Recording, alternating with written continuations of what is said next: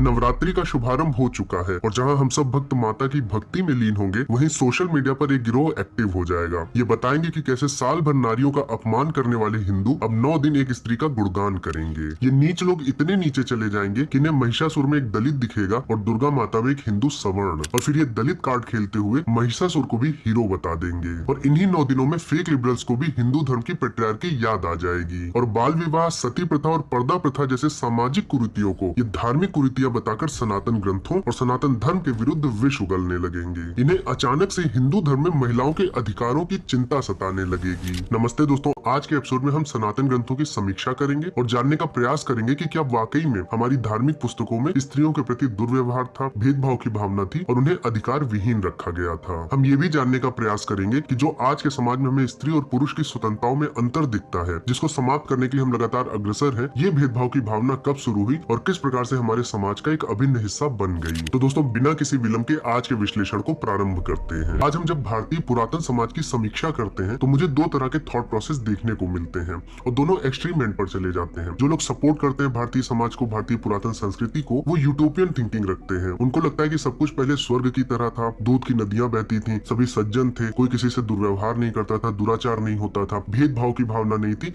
किसी के साथ अन्याय नहीं होता था। और वहीं अगर दूसरी तरफ देखेंगे तो एक ऐसा थॉट प्रोसेस है जो कि दूसरे एंड पर खड़ा है। उनकी थिंकिंग ऐसी होती है कि जो पुराना समाज था, प्राचीन भारतीय समाज, खासकर हिंदू धर्म का, वो पिछड़ेपन वाला समाज था, भेदभाव होता था, वर्ण व्यवस्था थी, स्त्रियों को कोई अधिकार नहीं दिया गया था। मतलब एक तरह से वो रूढ़िवादी पिछड़ेपन की निशानी मान लेते हैं। तो दोस्तों, हमें यहाँ पर ये समझना पड़ेगा कि कोई भी चीज पूरी की पूरी तरह ब्लैक या पूरी की पूरी तरह व्हाइट नहीं होती। चीजें बीच में होती है, एक ग्रे जोन होता है जहाँ पर आपको अच्छाई भी मिलेगी और बुराई भी। और अगर हम अपने ग्रंथों को खोजने जाएंगे तो आपको दोनों तरफ से चीजें देखने को मिलेंगी। जो लोग विरोध करते हैं वो भी कुछ श्लोकों को लेकर चले आएंगे जहां पर आपको विरोधाभास दिखेगा, और जो लोग सपोर्ट करते हैं वो भी कुछ ऐसे श्लोक लेके चले आएंगे जहां पर उनकी बातों का सपोर्ट हुआ रहेगा। तो पहले हम ये दोनों चीजें देख लेते हैं। अब दोस्तों, जो लोग विरोध करते हैं, जिनको लगता है कि हिंदू धर्म में नारी का सम्मान नहीं है, नारी को उतनी स्वतंत्रता या उतनी इक्वालिटी नहीं दी गई है, तो फिर वो ऋग्वेद के दशम मंडल के 50वें सूक्त के कुछ मंत्रों का उदाहरण देंगे। अब वो उदाहरण क्या देखते हैं, पहले उन्हें देख लेते हैं। अब ये जो भी जितने भी मंत्र आपको दिखाए जाएंगे उनमें बताया जाएगा कि केवल पुत्र की उत्पत्ति की कामना की गई है। मतलब जब विवाह होता है तो विवाह का जो फल है उसमें यह बताया गया है कि एक पुत्र उत्पन्न हो जाए जो समाज की रक्षा करे, और पुत्री की बात कहीं पर की नहीं गई है। ऐसे ही वो मंत्र दिखाएंगे। पहला मंत्र जो दिखाते हैं उसका अगर आप अर्थ देखें तो वहां पर बोला गया है कि नव वधू को विवाह का फल क्या है, इसकी विवेचना मन में होती है। यही उत्तर सामने आता है कि भावी जीवन के रक्षक पुत्र की उत्पत्ति, वैदिक दृष्टि से पुत्रों की उत्पत्ति के लिए विवाह किया जाता है। फिर इसी के बाद एक और मंत्र दिखाएंगे, वहां भी पुत्र उत्पत्ति की बात की गई है। वहां पर भी बोला गया है कि गृहस्थ को परस्पर गृहस्थ का पालन करते हुए, परस्पर मेल से रहते हुए, पुत्र पौत्रादि आदि के साथ आनंद करते हुए अपने घर में रहना चाहिए। तो यहाँ भी ये दिखा दिया जाएगा कि पुत्र और पौत्रादि की बात हुई है, मतलब जो आपके लड़के हैं या पोते हैं उनकी बात की गई है। यहाँ पर पुत्री और पोतियों की बात नहीं की गई है। ऐसे अगर आप अथर्ववेद को देखें तो वहाँ पर तीसरे कांड के 23वें सूक्त के 6ठे मंत्र में उन औषधियों की बात की गई है जिससे पुत्र उत्पत्ति होती है। अब इन्हीं मंत्रों को आपको दिखाकर ये बताया जाएगा कि केवल और केवल पुत्र की उत्पत्ति की कामना की गई है, और इसी वजह से बाद में जाकर क्या हुआ कि पुत्रियों को गर्भ में ही या तो मार दिया जाता था या फिर वो पैदा होती थी तो उन्हें मार दिया जाता था, क्योंकि केवल पुत्र की ही बात की गई है। लेकिन यहाँ पर अगर आप कॉन्टेक्स्ट को देखें तो हम आज भी कई आरती पढ़ते हैं, कई भजन पढ़ते हैं जहाँ पर पुत्र पुत्र बोला जाता है। तो ऐसे कई टेक्स्ट आपको मिल जाएंगे या आरतियां मिल जाएंगी जहाँ पर संतान के लिए पुत्र शब्द का प्रयोग किया गया है। लेकिन यहाँ पर एक बात समझनी चाहिए कि आज भी जब हम कुछ लिखते हैं, कोई आर्टिकल लिखते हैं और वो जेंडर स्पेसिफिक नहीं होता तो हम वहाँ पर ही का ही प्रयोग कर लेते हैं, जबकि इसके खिलाफ भी आवाज उठनी चाहिए कि शी का प्रयोग क्यों नहीं किया जाना चाहिए। आज भी हम ये करते चले आ रहे हैं और इस बात को हमें बदलना है कि जब जेंडर स्पेसिफिक बात नहीं हो रही है तो हम ही ऑब्लिक शी लिख सकते हैं या फिर शी भी लिख सकते हैं। अगर हम 50-50% कर लें या फिर मोस्टली हम शी लिखना शुरू कर दें तो ये बात जो है सबको समझ में आ जाएंगी कि जहां जहां केवल पुत्र का वर्णन हुआ है वहां पर उसका मतलब संतान से है, ना कि केवल पुत्र से। अब यहाँ पर कई लोग बोल सकते हैं कि इस बात को सही करने के लिए मैंने ऐसी बात बोली है, लेकिन पुत्र और पुत्री दोनों समान है, ऐसा मनुस्मृति में भी बताया गया है। 9वें अध्याय का 130वां श्लोक देखें तो वहाँ पर बताया गया है कि एक पुत्र और पुत्री समान होते हैं। जैसी अपनी आत्मा है यथा एव आत्मा, वैसा ही पुत्र होता है और पुत्रेण दुहिता समा, पुत्र जैसी ही आत्मा रूप पुत्री होती है। और आगे ये भी बताया गया है कि अगर आपको पुत्र पैदा नहीं हुआ है, आपके कोई पुत्र नहीं है, पुत्री ही है, तो वही आपके धन की अधिकारिणी होती है। तो ऐसा नहीं कि पुत्र और पुत्री में भेदभाव था, लेकिन जहाँ पर संतान का कॉन्टेक्स्ट था वहां पर पुत्र ही लिख दिया गया या पुत्र पौत्रादि लिख दिया गया। इसका मतलब ये नहीं है कि पुत्र पुत्री नहीं हो सकती। जैसे आज हम अपनी राइटिंग्स में ही और शी में ही को ज्यादा प्रेफरेंस दे देते हैं और हर चीज को ही के पर्सपेक्टिव से लिख देते हैं, जबकि वो बात शी पर भी एप्लीकेबल रहती है। तो दोस्तों हम यहाँ पर देख सकते हैं कि कैसे आप एक खुद के विचार नैरेटिव सेट करते हैं। तो हम ये भी नहीं कह सकते कि उस समय यूटोपियन वर्ल्ड ही रहा होगा, कभी भी किसी के साथ अन्याय नहीं हुआ होगा, ना हम ये कह सकते हैं कि वो बहुत ही वर्स्ट एक पिछड़ा हुआ समाज था। इसलिए हमें हर एक पहलू पर बात करनी पड़ेगी और इसीलिए हमने संकल्प लिया कि जब इन 9 दिनों में बहुत सी मिथ्या बातें फैलने लगती हैं, तब हमें यहाँ पर एक वीडियो लानी चाहिए जिससे हम नवरात्रि पर हर एक पहलू के सत्य ज्ञान को समझें। और अगर इन 9 दिनों में कोई भी आपको ये बोलकर अपमानित करे कि साल भर आप स्त्रियों का अपमान करते हैं और 9 दिन ये ढोंग क्यों कर रहे हैं स्त्री पूजा का, तो आपके पास उत्तर होने चाहिए। और साथ में आपको ये भी पता होना चाहिए कि हम नवरात्रि मनाते क्यों हैं, दुर्गा पूजा के पीछे का इतिहास क्या है। तो दोस्तों आइए अब एक एक पहलू पर स्त्रियों के अधिकारों की चर्चा करते हैं।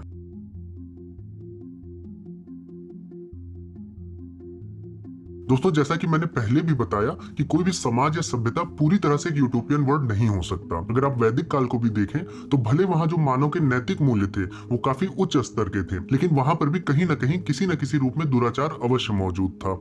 दुराचारी वहां पर भी होते थे और महिलाओं के साथ भी दुराचार वैदिक काल से ही होता आ रहा है। इसीलिए हमें हमारे धर्म सूत्रों में या स्मृति ग्रंथों में ऐसे दुराचारियों के अगेंस्ट हमें दंड का प्रावधान देखने को मिलता है। अगर आप वशिष्ठ धर्म सूत्र को देखें तो वहां पर 28वें अध्याय के दूसरे और तीसरे श्लोक में यह बताया गया है कि अगर किसी स्त्री को कोई शत्रु बंदी बना ले जाए और उसके साथ बलात्कार करे, या फिर कोई चोर है उसका अपहरण कर ले और उसका शील भंग कर दे या दुराचार करे, तो ऐसी स्त्री को उसके परिवार से बहिष्कृत नहीं करना चाहिए। आज हम देखते हैं अगर किसी स्त्री के साथ ऐसा हो जाता है तो उसे समाज में हम गंदी निगाहों से देखने लगते हैं और कहीं ना कहीं जैसा कि मैंने पहले भी बताया कि उसमें हम स्त्री का ही दोष देखने लगते हैं। इसलिए प्राचीन काल में ही, वैदिक काल में ही हमारे धर्म ग्रंथों में जिस भी स्त्री के साथ दुर्व्यवहार हुआ है उसको मलिन दृष्टि से ना देखने लगे, इसलिए उनके अधिकारों की व्यवस्था की गई है। ऐसे ही अगर आप पराशर स्मृति में देखें तो वहां पर भी यही बताया गया है कि जिस भी स्त्री के साथ इस प्रकार का दुराचार या दुर्व्यवहार हो जाता है तो एक बार व्रत रखने के बाद या फिर एक बार रजस्वला होने के बाद वह पुनः अपने स्त्रीत्व को धारण कर लेती है। ऐसे ही साथियों अगर हम और भी रेफरेंसेस को खोजने का प्रयास करें तो प्राचीन भारत में एक बहुत महान ऋषि हुए थे,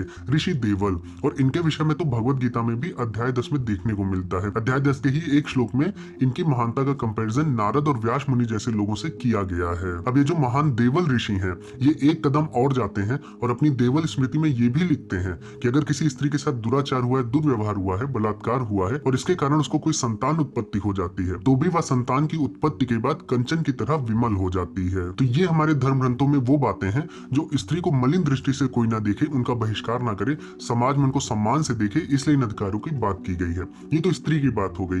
अब हम देख लेते हैं जिस दुराचारी ने ऐसा कार्य किया है उसके लिए किस प्रकार के दंड का प्रावधान था। दोस्तों मत्स्य पुराण के 227वें अध्याय के 114वें श्लोक से 125वें श्लोक में जिस स्त्री के साथ दुर्व्यवहार होता है उसको पूर्णतया निर्दोष बताया गया है और जो व्यक्ति ऐसा दुर्व्यवहार करता है, जो दुराचारी होता है, उसके दंड का प्रावधान किया गया है। और 124वें श्लोक में हम देख सकते हैं कि दंड के रूप में केवल और केवल मृत्यु की ही सजा बताई गई है। वहां बताया गया है कि जो व्यक्ति किसी कुमारी कन्या के साथ बलात्कार करता है वह तुरंत ही मार डालने योग्य है। तो दोस्तों ये वो बातें हैं जो भारत के प्राचीन हिंदू धर्म में लिखी गई हैं और आज जब ऐसा कोई दुर्व्यवहार होता है तो कई नेता लोग लड़कों से गलती हो जाती है इस प्रकार का नीच कमेंट करते हैं। और साथ में कई लोग हैं जो रेप कल्चर को भारत में हिंदू धर्म का एक अभिन्न हिस्सा बताते हैं कि यहाँ तो जो देवी देवता हैं या फिर और भी जो लोग हैं जो हिंदू धर्म को प्रैक्टिस करते हैं उनको रेप करना सिखाया जाता है या उनकी कथाओं में ही ऐसा दिया गया है। तो ये भ्रांतियां इस प्रकार से फैलाई जाती हैं और खासकर जब नवरात्रि आती है तब ये जरूर फैलाया जाता है कि जहां साल भर स्त्रियों का अपमान करेंगे, रेप करेंगे, वहीं पर स्त्री पूजा का ये ढोंग करना शुरू कर देते हैं। अब दोस्तों जब ये रेप कल्चर की बात करते हैं तो उसके साथ तुरंत ही ये सती प्रथा पर आ जाएंगे कि जो हिंदू धर्म में इसमें सती प्रथा थी और स्त्रियों को पुरुष के मरने के बाद तुरंत जल जाने का प्रावधान था। तो आइए सती प्रथा को भी हम देख लेते हैं कि कितनी सच्चाई है इस बात में।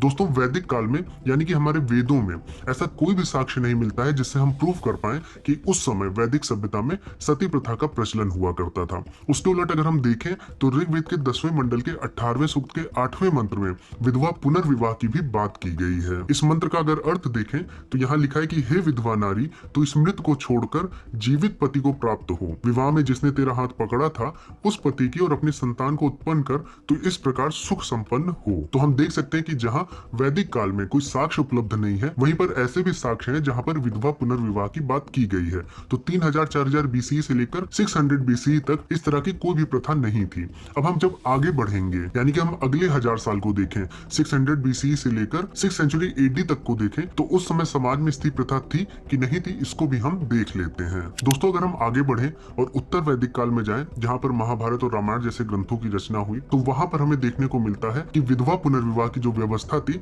वो कहीं न कहीं समाप्त हो गई थी और विधवाओं को एक तरह से संयमित जीवन जीने का उपदेश दिया जाता था। क्योंकि अगर हम महाभारत में देखें तो शल्य पर्व के 31वें अध्याय के 44वें और 45वें श्लोक में दुर्योधन बोलता है, कुरुनंदन नरेश्वर, मैं जिनके लिए कौरवों का राज्य चाहता था वो मेरे सभी भाई मारे जा चुके हैं। भूमंडल के सभी क्षत्रिय शिरोमणियों का संहार हो गया है।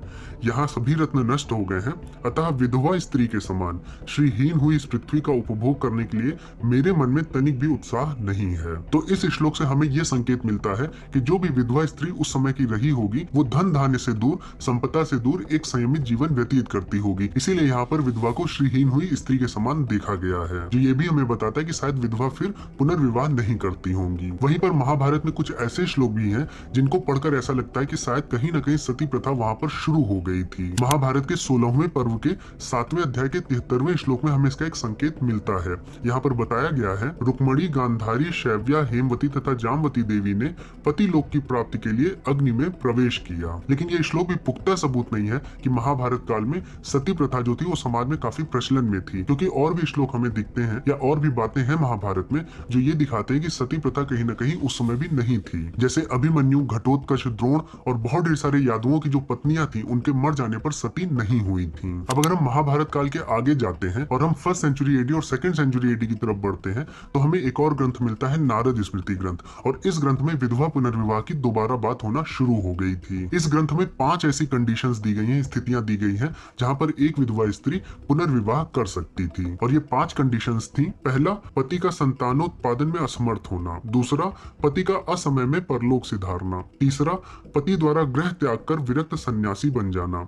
चौथा, पति का नपुंसक सिद्ध होना। और पांचवा, निंदित कर्मों के कारण समाज द्वारा अपनी जाति से बहिष्कृत हो जाना। तो इन कंडीशंस में, इन स्थितियों में एक विधवा स्त्री या वो स्त्री जिसका पति उसे छोड़ के चला गया है वो पुनर्विवाह कर सकती थी। ऐसे ही कालिदास जी द्वारा रचित कुमार संभवम में भी उन्होंने बताया कि एक स्त्री को उसके पति के मर जाने के बाद एक संयमित रूप से जीवन जीना चाहिए, न कि मर जाना चाहिए। अब दोस्तों सती प्रथा वास्तविकता में एक बहुत बड़ी कुरीति थी और इसका सबसे पहला प्रमाणिक एविडेंस हमें 510 ईसा पूर्व एरण के अभिलेख में देखने को मिलता है। इस अभिलेख में लिखा है कि गोपीराज की जो पत्नी थी वो गोपीराज की मृत्यु पर, जो हूणों के विरुद्ध एक युद्ध हुआ था उसमें उसकी मृत्यु पर वो सती हो गई थी। अब दोस्तों 5th सेंचुरी से लेकर 11th सेंचुरी तक जितने भी हमें थोड़े बहुत साक्ष्य मिलते हैं उनसे ऐसा लगता है कि जन सामान्य में ये प्रचलन नहीं था, बल्कि जो रानियां होती थी या बड़े घरों की स्त्रियां होती थी उनमें ये सामान्यतः प्रचलन देखा जाता था। यहाँ पर अगर हम 10वीं शताब्दी के मनुस्मृति के एक भाष्य को देखें जो मेधातिथि नाम के एक विद्वान ने किया है, तो उन्होंने 28वें श्लोक का भाष्य करते हुए ये लिखा है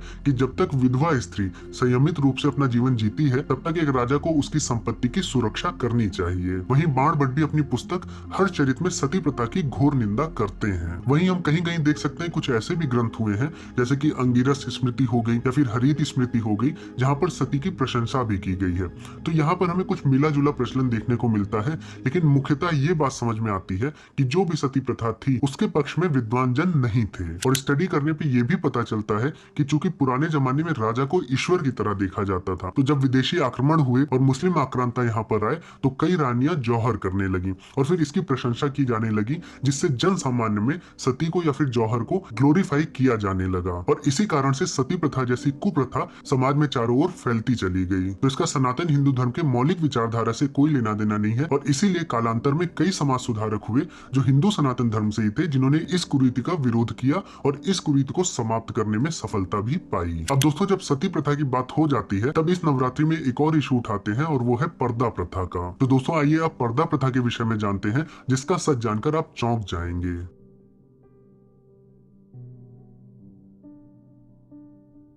दोस्तों अगर हम पर्दा प्रथा की बात करें और वैदिक काल से प्रारंभ करें तो किसी भी वेद में पर्दा प्रथा के हमें साक्ष्य देखने को नहीं मिलते हैं। लेकिन वैदिक काल के अगर हम बाद में आए, उत्तर वैदिक काल में हम उस काल में आए जब रामायण और महाभारत ग्रंथों की रचना हुई। तो रामायण और महाभारत जो दो महाकाव्य हैं, महत्वपूर्ण महाकाव्य हैं, वहां पर भी अगर हम पर्दा प्रथा को ढूंढने का प्रयास करें तो वहां भी किसी प्रकार की पर्दा प्रथा का ज्ञान हमें देखने को नहीं मिलता है। क्योंकि अगर आप देखें तो सीता जी का स्वयंवर हुआ था और वो श्री राम जी के साथ वलकल पहनकर वन को गई थी। एक श्लोक आता है वाल्मीकि रामायण में जहां पर ये बताया जा रहा है कि सीता जी को सभी लोग देख पा रहे थे जो भी मार्ग पर खड़े हुए थे। तो राम जी, लक्ष्मण जी और सीता जी जब वन को जा रहे थे तो वहां पर एक श्लोक आता है अयोध्या कांड के 33वें सर्ग का 8वां श्लोक, और वहां पर बताया गया है कि जो सीता जी महलों में रहती थी और आम जनता की नजरों से दूर थी, उन सीता जी को भी आम जनता, सभी प्राणी, सभी जानवर देख पा रहे थे। तो इसका अर्थ हुआ कि सीता जी भी जब वन को जा रही थी या जब समाज में थी तब भी किसी प्रकार का उन्होंने पर्दा नहीं किया था। ऐसे ही जब हम महाभारत की बात करते हैं तो कहीं भी गांधारी हो या कुंती हो, उन्होंने कभी पर्दा धारण नहीं किया। इनफैक्ट द्रौपदी भी जब उस सभा में थी जहां पर उनका चीर हरण हुआ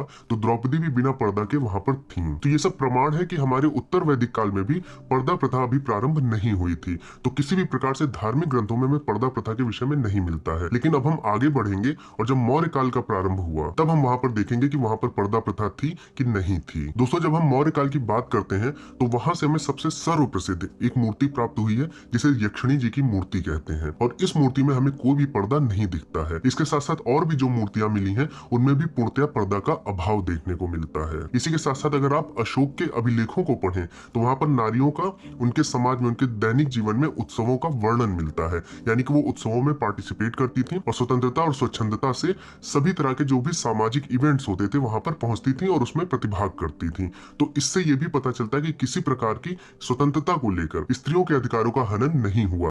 और अगर ऐसा होता तो कौटिल्य जी की जो अर्थशास्त्र पुस्तक है जिससे हमें बहुत ढेर सारी चीजों के प्रमाण मिलते हैं, तो उसमें कहीं ना कहीं स्त्रियों के पर्दा के विषय में जरूर दिया होता। लेकिन अर्थशास्त्र में भी पर्दा को लेकर कोई उल्लेख नहीं है। अब यहाँ पर बहुत से लोग ये कह सकते हैं कि चूंकि पेट्रियार्की थी तो कोई लिखना नहीं चाहता होगा स्त्रियों की स्वतंत्रता के विषय में। तो वहीं पर अगर हम विदेशी यात्रियों की पुस्तकों को देखें, खासकर मेगास्थनीज की इंडिका को, तो वहां पर भी स्त्रियों को लेकर इस तरह की कोई बात नहीं बताई गई है। साथ में शुंगकालीन समाज से भी जितनी मूर्तियां मिली है या फिर जितने हमें कलाकृतियां मिली हैं, चाहे वो सांची से हो, बोध गया से हो या भरगूत से हो, जितनी भी कलाकृतियां मिली हैं उसमें किसी भी महिला ने पर्दा नहीं किया हुआ है। सभी स्त्रियां बिना घूंघट के उन कलाकृतियों में दिखाई गई हैं। इसके बाद जो बहुत प्रसिद्ध पेंटिंग्स है अजंता की, उसमें भी जो दृश्य दिखाए गए हैं उसमें भी किसी महिला ने कोई घूंघट नहीं धारण किया है। ये दृश्य उस समय के समाज के विवरण है कि किस प्रकार का समाज था और किसी भी महिला ने कोई भी पर्दा वहां पर धारण नहीं किया है। इसके बाद जो सबसे ज्यादा अपमानित किए जाते हैं हिंदू धर्म के ग्रंथ, स्मृति ग्रंथ, उनमें भी कहीं भी पर्दा प्रथा का उल्लेख नहीं है। तो आखिर फिर हिंदू समाज में पर्दा प्रथा आई कहां से? क्योंकि हम देखते हैं हमारे गांवों में आज भी औरतें जो है घूंघट करके रहती हैं। तो इसका मुख्य कारण है इस्लाम धर्म का भारत में आना। और चूंकि इस्लाम धर्म का उद्देश्य था अपने धर्म का प्रचार करना और वहां पर महिलाएं पर्दा धारण करती थी, तो मुस्लिम आक्रांता चाहते थे कि जो भी लोग हैं दूसरे समाज के वो भी इस्लाम को अपना ले और उनकी भी महिलाएं इसी तरह का पर्दा धारण करने लगे। ये तो एक कारण हो गया। दूसरा कारण था कि मुस्लिम आक्रांताओं से अपने सतीत्व की रक्षा भी करना, क्योंकि जो मुस्लिम आक्रांता थे वो प्राय अपने धर्म के प्रचार और नारियों को छीनने के लिए ही युद्ध किया करते थे। और इस बात का स्पष्ट उदाहरण हमें रानी पद्मिनी जी की कहानी में देखने को मिलता है, जिस पर पद्मावत मूवी भी बन चुकी है। तो दोस्तों इस वीडियो के बाद आपको समझ में आया होगा कि किस प्रकार से पर्दा प्रथा, सती प्रथा, ये सब सामाजिक कुरीतियां थी और समाज में ऐसी ऐसी चीजें घट गई जिस वजह से ये हिंदू धर्म को मानने वाले अपना लिए और बाद में फिर जो जो कुरीतियां थी उनको हिंदू धर्म के ही लोगों ने समाप्त किया है। तो इस तरह की ओपन विचारधारा है हमारी कि अगर कुछ गलत हो रहा है तो हमें उसके खिलाफ खड़े होना है, ये नहीं कि चुप हो जाना है। तो इस नवरात्रि अगर आपको कोई इस तरह से अपमानित करे कि हिंदू धर्म साल भर तो स्त्रियों को दबाता है और 9 दिन फिर वो ढोंग करता है स्त्री पूजा की, तो ये सब साक्ष्य है आपके सामने जो आप प्रस्तुत कर सकते हैं।